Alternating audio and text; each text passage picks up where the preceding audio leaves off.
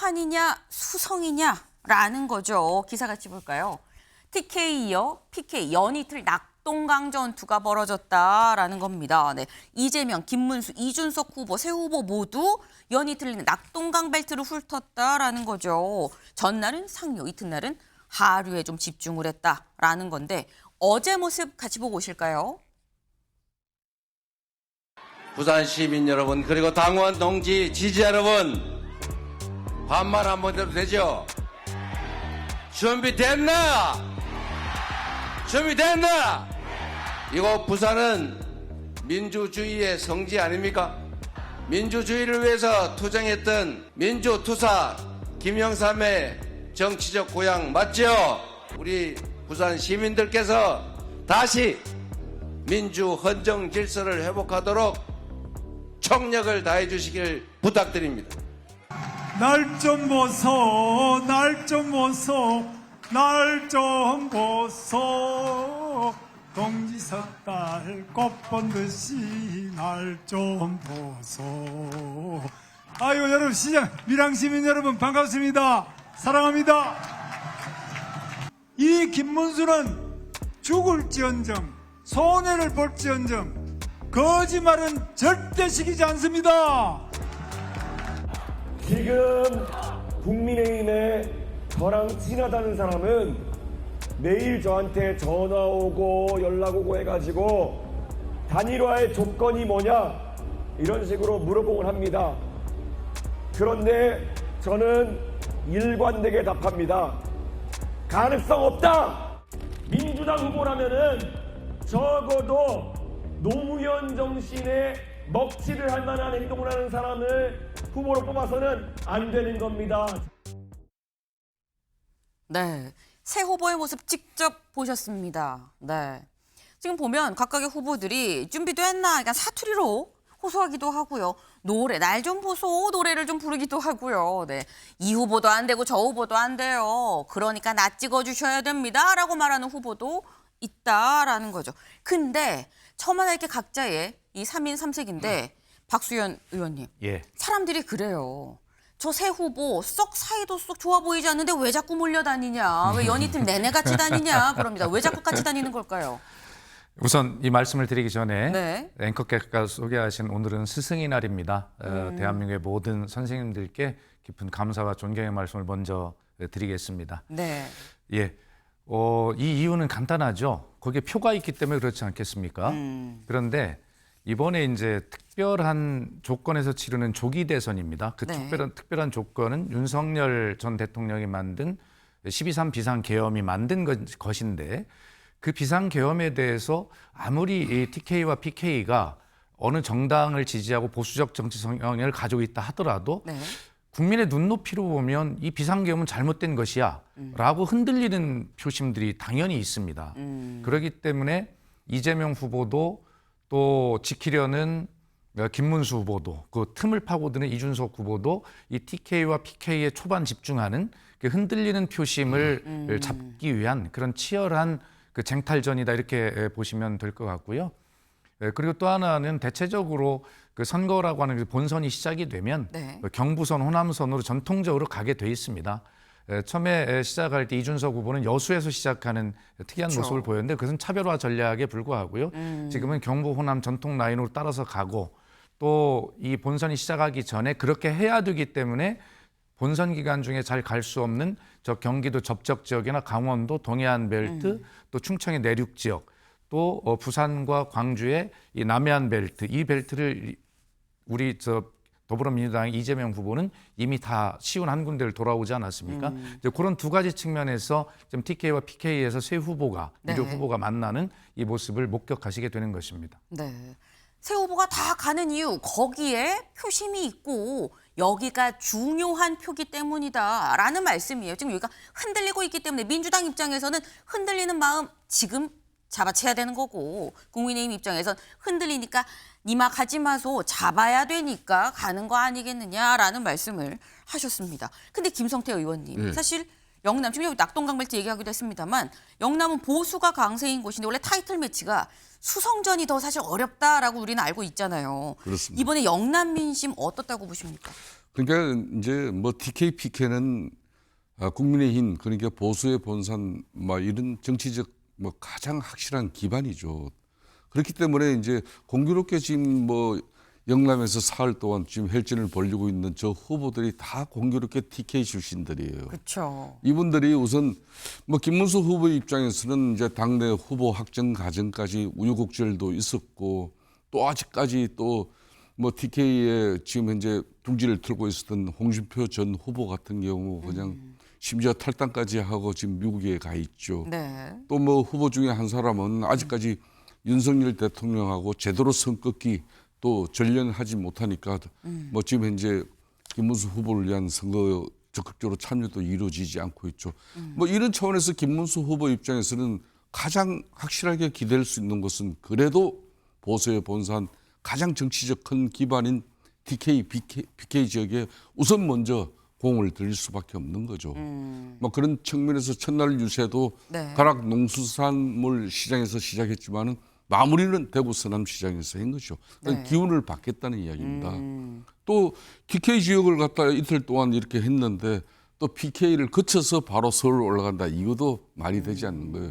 그런 측면에서 이제 김문수 후보는 일정 부분 네. TK, PK 지역을 지금 현재 훑으면서 그래도 다시 지층 결집이 이루어지는 그런 상황을 지금 만들었어요. 네. 뭐 이제 이재명 후보 입장에서는 막 이참에 이제 영남권도 자기도 이제 뭐 TK 출신으로서 일정 부분 의미 있는 득표율 그러니까 20%대를 넘기겠다는 그런 확고한 의지를 가지고 지금 뛰고 있는 거고 네.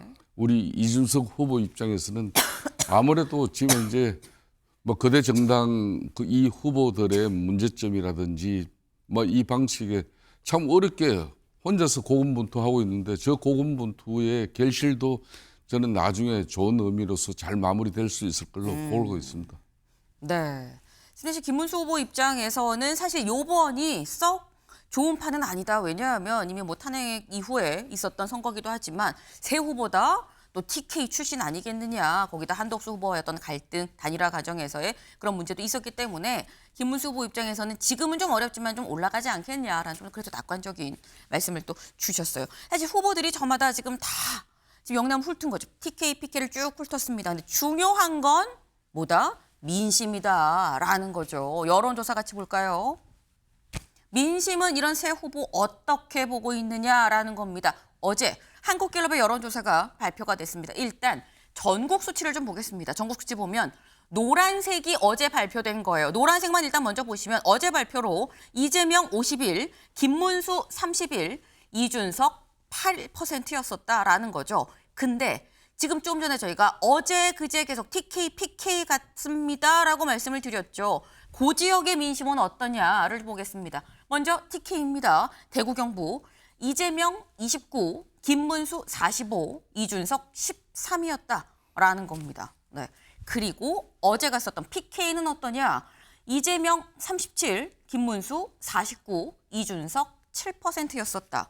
사실 전국 수치보다 이미 선거운동 한번 돌았기 때문에 선거운동을 한번 간 요 TK, PK 지역 특히나 제가 항상 말씀드리죠. 여론조사는 추이가 중요하다. 전주에 비해 어떻냐가 관건인데 근데 박수현 의원님 예. 지금 보면 대구 경북 TK에서는 3%포인트 올랐어요. 전주에 비해서 이재명 후보가. 근데 PK에선 46에서 37%로 좀 요거는 좀 많이 떨어졌네 싶긴 하거든요. 이유가 뭘까요? 아마 저도 이제 부산을 다녀왔습니다만 네. 우리 부산을 중심으로 한 이 PK 불경의 민심이라고 하는 것이 좀 굉장히 어렵구나 하는 걸 느꼈어요. 그것은 뭐냐면 특히 부산을 중심으로 이게 민심을 들어보면 굉장히 그 지역 소멸에 대한 그 어떤 걱정들이 굉장히 많으셨습니다. 그런데 사실은 윤석열 대통령 때 산업은행 이전이라고 하는 공약을 했는데 네. 그것이 잘 지켜지지 않고 있어서 더욱 실망감이 심한 데다가 네. 그래서 이번에는 어떤 후보가 우리 부산을 위한 공약을 제대로 실현 가능성의 공약을 할 것이냐 이런 데 대한 소외감과 기대감이 동시에 같이 있었거든요. 예, 그런데 이재명 후보 입장에서는 어쨌든 저희가 전통적인 약세 지역 중에 하나에 속하지 않습니까? 네. 그러면 이곳에 대해서 더 많은 그 방문과 그다음에 공약과 이런 것들을 집중적으로 미리 했어야 되는데 네. 저희들이 그 전략상 사실은 그런 부분들을 중후반부에 배치하는 이런 전략들이 있을 겁니다. 그 초반에 너무 반짝 띄웠다가 그것을 유지하지 못하면 안 되는 속사정도 있는 것이거든요. 네. 그래서 부산에서는 민심이 아니 이재명 도대체 뭔데 산업은행을 안 한다고 해수부를 이전한다고 하는 공약을 저쪽 멀리서 하긴 했는데 왜 여기 와서 안 하는 거야? 네. 라고 하는 이제 그런 기다림이 계셨을 겁니다. 그래서 떨어진 것은 네. 그래 얼마나 한번 잘하나 두고 볼게 라고 아마 유보해 놓은 그런 민심이 아닐까 이런 생각이 들고요. 네. 그래서 이제 저희는 해수부 이전의 공약 등 그다음에 신가덕도 공항에 대한 확실성의 문제가 또 있지 않습니까? 네. 이런 것들을 1위 하는 후보답게 또 준비된 후보답게 실현 가능성을 확실히 담보하는 그런 모습으로 부산에서 이런 정책 공약들을 하게 되면 뭐 저 흐름은 확실히 달라질 수 있다 이렇게 생각합니다. 네. 약간 장기로 좀 봐서 아직 선거가 19일이 남았기 때문에 부산 어제 가고 다시 안 갈 거 아니고 그러니까 좀 전체적인 전략적인 차원에서 좀 중후반 쪽에 좀 배치한 부분도 좀 없지 않아 있다. 앞으로 내놓을 후보의 약속을 좀 중요하게 좀 여겨달라라는 말씀을 또 하셨어요. 네. 근데 약간 이 부산에 나도 가봤는데 민심이 조금 서운한 감이 있더라라는 말씀도 지금 같이 하셨는데, 근데 이재명 후보는 지금 제가 이 PK에서 조금 떨어진 것 같은데요 말씀을 드렸죠. 그럼 김문수 후보를 좀 보겠습니다.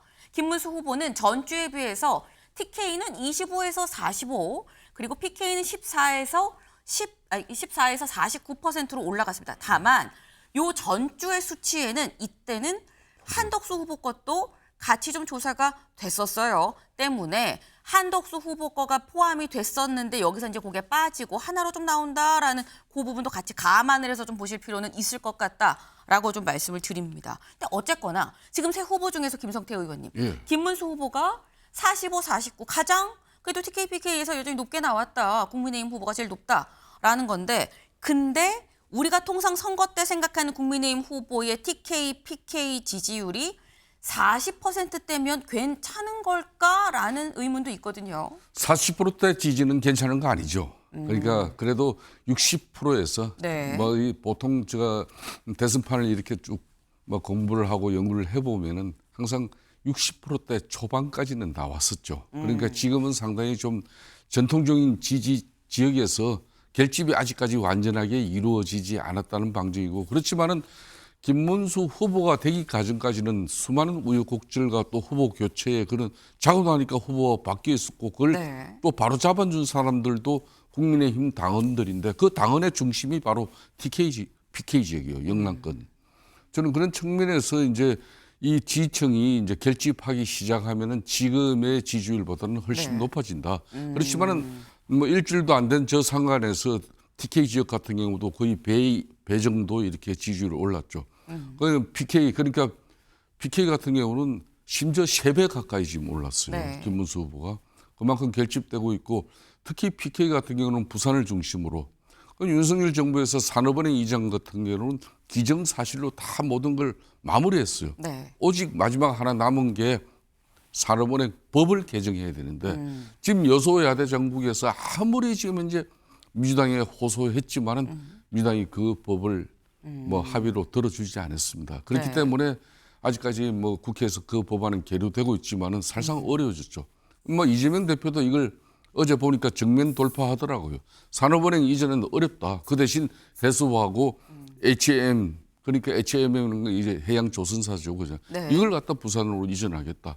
이렇게 이제 대체한 건데 앞으로 이제 특히 TK뿐만 아니라 PK 지역의 이 결집은 이걸 이제 김문수 후보 입장에서는 전통적 지적 기반 이걸 이해와 동의가 구해져야 수도권 타 지역까지 이렇게 지층을 확산시켜 나갈 수 있기 때문에 네. 일단 기틀은 잡았다고 봐야 될 겁니다. 근데 김문수 후보가 어쨌거나 이 당내에 단일화하는 뭐 이런 논란 상황에서 다소 이 큰 소리가 있었고 이 과정에서 아직 일주일밖에 지나지 않았기 때문에 당내 결집이 다 이루어지진 않았지만 어쨌든 오르는 수치로 봤을 때는 뭔가 TK-PK에서 뭔가 다잡고 가는 측면이 보인다. 희망적이지 않겠느냐라는 취지로 말씀을 지금 하셨어요. 네. 근데 지금 저희가 후보들이 다 TK, PK만 지금 가고 있다. 여기가 지금 보수 표심이 흔들려서 여기로 좀 가는 것 같다라는 말씀을 드렸는데 아니 그럼 호남 소는 왜 안 키우는 거야? 라고도 생각을 할 수도 있어요.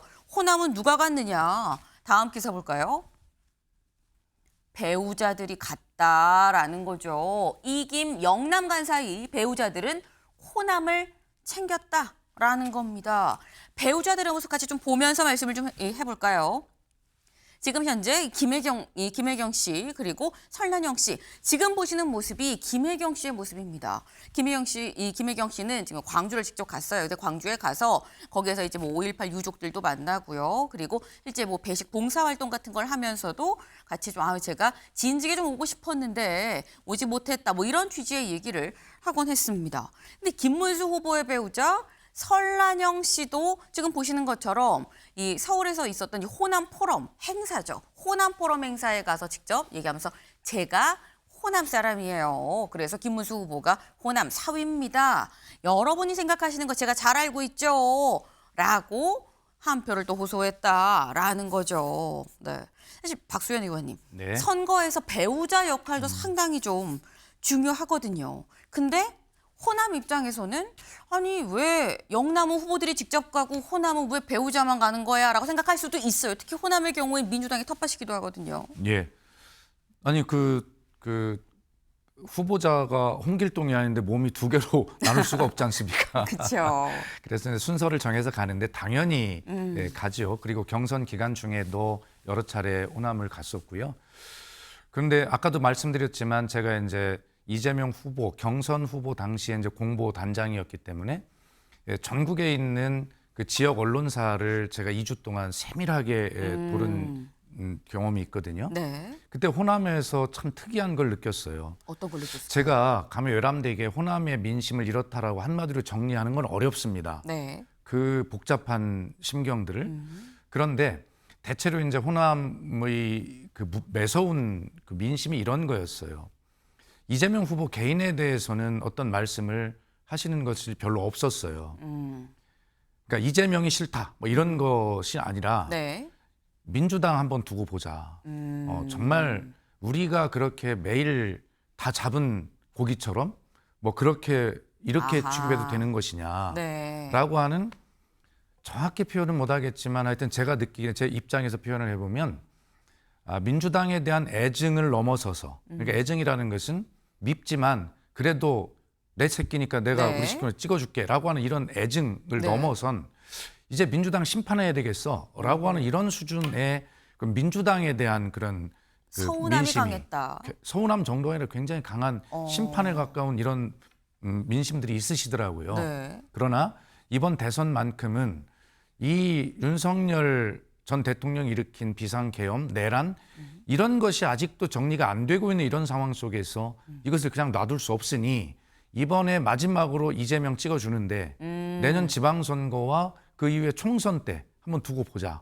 다시 말해서 이번에 이재명 대통령 선출을 찍어주는데 네. 이것에 대해서 어떻게 하는지 민주당이 어떻게 하는지 한번 보겠다. 그러니까 민주당이 신뢰를 호남에서 잃고 있는 것이 아닌가라는 그런 걱정이 너무너무 들었어요. 아하. 예, 그래서 하여튼 민주당의 모든 전략 수립에서 그런 부분들이 뭐 TK, PK 다 모든 충청, 강원에서 모든 지역별 특성이 다 담긴 선거 전략을 짜지만 특히 이 호남에는 그냥 거칠에 뭘 해드릴게요라고 하는 사탕발림식 그때그때 나오는 거짓말 같은 이런 약속이 아니라 진심으로 그동안의 민주당에 베풀어 주신 은혜에 대해서 감사하고 네. 잊지 않겠다라고 하는 이 민주당에 대한 기본적인 신뢰를 회복하는 마음을 다시 회복하는 이것이 굉장히 중요한데 네. 아마 지금은 배우자들이 이제 일정상 그렇게 나눠서 가지만 이제 후보가 이런 걸 잘 알고 있습니다. 네. 제가 직접 이런 것을 그대로 보고를 했기 때문에 네. 그래서 아마 무엇보다도 장밋빛 약속보다는 진짜 조그만 것이라도 실천할 수 있는 그러한 민주당에 대한 진심, 신뢰를 회복하는 그러한 후보의 행보가 이어질 것이다 이렇게 생각합니다. 네. 그러니까 지금 말씀은 내가 직접 호남을 가서 느낀 민심은 상당히 매서웠다라고 표현을 하셨어요. 서운함을 넘어서 이거는 심판을 해야겠다라는 민심이 굉장히 팽배했다. 다만 이번 대선은 미워도 다시 한번 찍어는 주지만 다음 지방선거 이건 두고 볼 거야 라는 게 민심이었다라는 말씀을 지금 하셨는데 때문에 후보도 이런 민심을 잘 알고 있다라고 말씀을 지금 하셨습니다. 일단 민주당 입장에서는 사실 이번 대선 그리고 이후에 이 행보에 대해서도 호남에서 상당히 좀 힘을 써야 되는 상황인 것 같다라는 지금 생각이 드는데 그래서인 건지 오늘 이재명 후보가 어딜 가느냐. 오늘 이재명 후보가 이제 호남을 갑니다. 호남을 가서 전남 광양, 여수 찍고요. 순천 갔다가 목포로 간다라는 거죠.